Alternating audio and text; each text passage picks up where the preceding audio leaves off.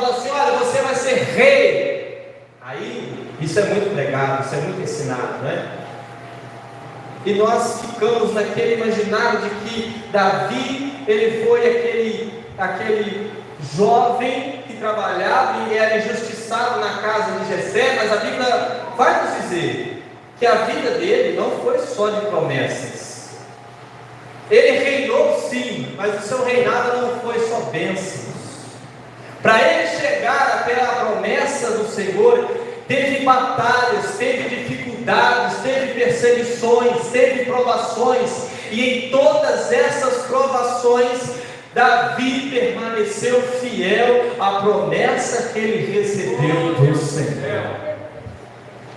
E isso começa quando ele já, desde cedo, tem de enfrentar o gigante,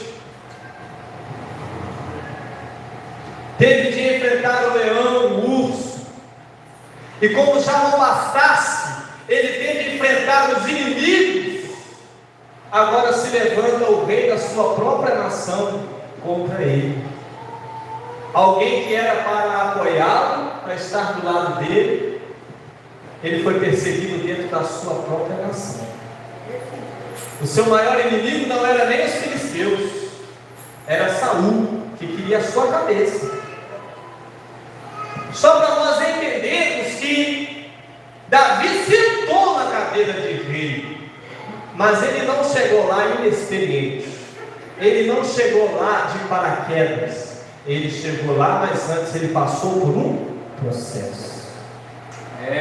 Talvez eu possa citar também a vida de José, que realmente também foi governador do Egito, realmente também se assentou numa posição de liderança, mas o que nós não podemos esquecer, que a vida de José não foi só flores. A vida de José foi vendido pelos seus irmãos, jogado em uma cisterna, acusado injustamente, preso numa cadeia, esquecido por aquelas pessoas que ele havia ajudado. E depois disso tudo, irmãos, ele ainda teve de perdoar os seus irmãos. Ele ainda teve que lhe servir os seus irmãos. E sabe o que chama a atenção, irmão, nesse processo? É que José vira para os irmãos dele, e os irmãos dele imaginam como que eles ficaram constrangidos de ver que aquela pessoa lá atrás, que eles haviam tratado injustamente, agora eles precisam da ajuda dele, né? José vira para ele e fala assim: olha, se não fosse vocês, eu não estaria aqui.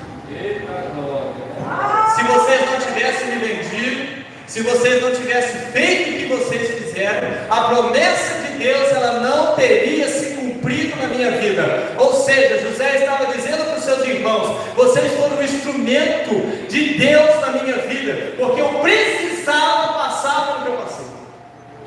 O que eu passei não foi motivo do acaso, o que eu passei não foi o inimigo que pôs a mão na minha vida, mas o que eu passei foi permissão de Deus, porque Deus estava me moldando, Deus estava me ensinando, eu estava passando pelo processo de Deus, eu estava sendo moldado na casa colheita. Então o que eu passei eu devia ter passado, e eu não posso usar a minha posição para castigar vocês, porque vocês foram um instrumento de Deus também. Será que nós teríamos o coração de José? Será que nós estamos, irmãos, preparados para passar pelo processo? Ou se nós estamos inexperientes? E assim como o apóstolo Paulo questionava a igreja, que ele dizia assim: olha, já era para vocês terem avançado, já era para vocês estar crescidos na fé, mas infelizmente eu tenho que voltar aos rudimentos, aos princípios, os ensinamentos rudimentares, porque vocês já eram para estar se alimentando de comida sólida, mas infelizmente vocês ainda estão no leite materno. Vocês não avançaram, vocês não cresceram. Eu tenho um exemplo da minha filha Alana, que nos primeiros meses de vida o médico fala: olha, o leite